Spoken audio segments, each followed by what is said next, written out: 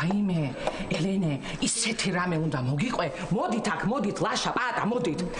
ისეთი რამე უნდა მოგიყვეთ ჩვენ ახალ ფრიდონზე, მეზობელზე მსახიობზე, აი გაგიჟდეთ. ფრიდონზე? აბა გისმენ ხო, რა.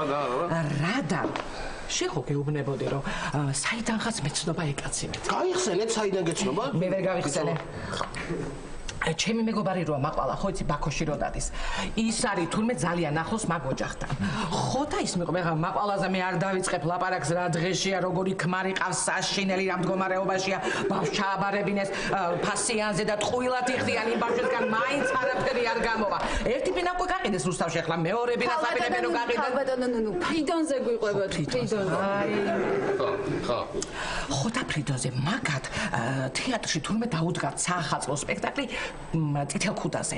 ხო და ეს ჩვენი ფრიდონი თამაშობს თურმე მგელს. ვაიმე რა ერთხელაც ცოლს თურმე მიუკითხებია სამსახურში და სანამ სპექტაკლი დაიწყებოდა საგრიმიოროში შესულა. ხო და ეს მგელი და ის ბებიას ვინც თამაშობს ის ქალბატონი თურმე საგრიმიოროში. რეპეტიციობე?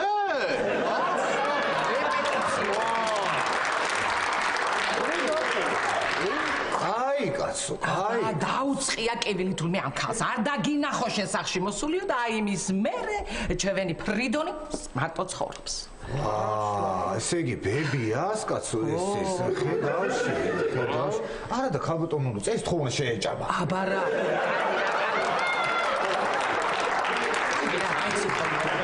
ჩემო